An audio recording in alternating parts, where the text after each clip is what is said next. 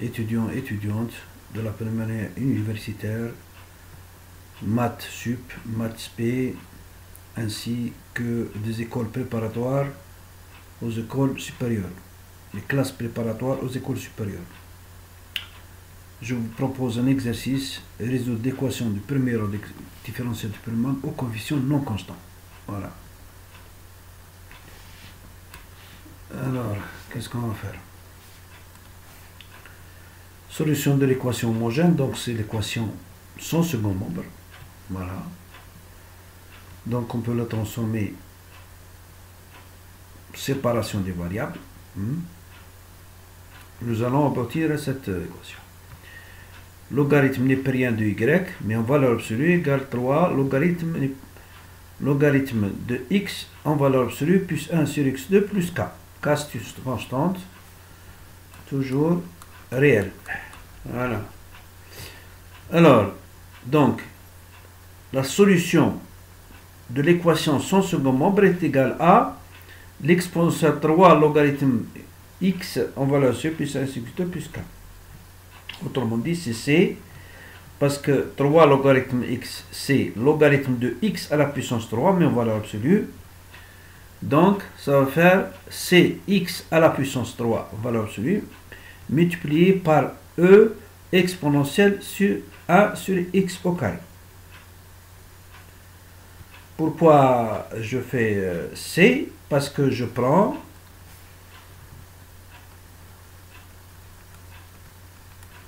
exponentielle de k égale c. C'est un choix. C'est une constante de toute façon. Donc, j'ai, si vous voulez, la solution sans second membre, mais comme il s'agit d'une valeur absolue de x à la puissance 3, donc si x est négatif, si x est positif, donc j'ai x3 tout court sans valeur absolue, et ici c'est x2 va rendre de moins l'infini à 0. Donc ici est négatif. Donc la constante va changer. Maintenant la solution particulière avec variation de la constante. Je vais faire donc variant, je vais considérer la constante c comme cx. Donc je multiplie par x3, je multiplie par exponentielle 1x2.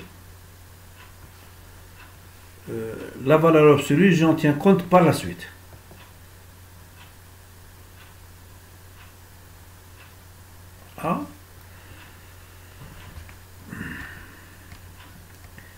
Je vais chercher la dérivée de tout cet ensemble, cx par x à la puissance 3 multiplié par e 1 sur x2.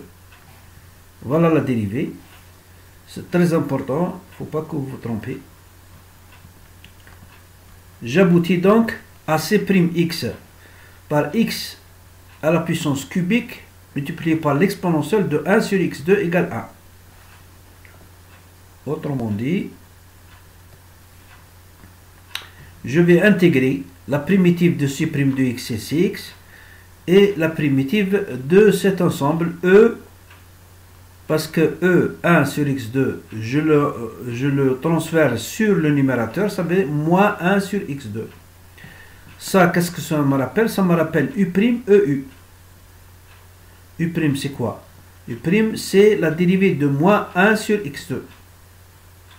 Donc 1 sur x3, c'est la dérivée de moins 1 sur x2. Mais il ne faut pas oublier le 2, parce que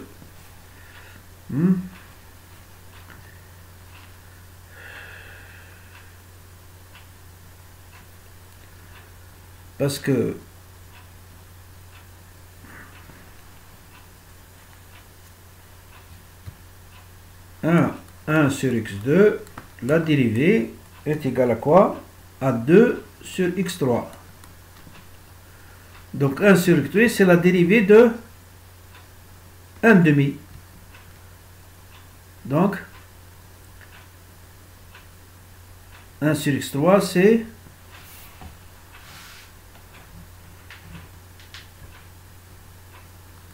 1 sur x3, c'est la dérivée de 1 demi de la dérivée de 1 sur x2, mais la dérivée de tout ça.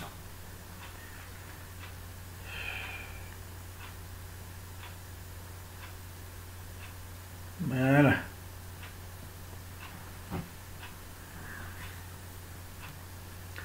J'aboutis donc à la fonction suivante. Donc c de x égale 1 demi de exponentielle de moins 1 sur x2 plus c. Donc, si x appartient à 0 jusqu'à plus l'infini, je peux donc y égale x égale la fonction c de x multiplié par x3 multiplié par e exponentielle s.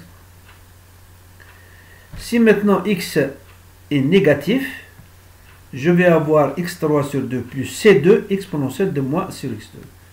C1 et C2 ne sont pas les mêmes. C'est des constantes, mais réelles.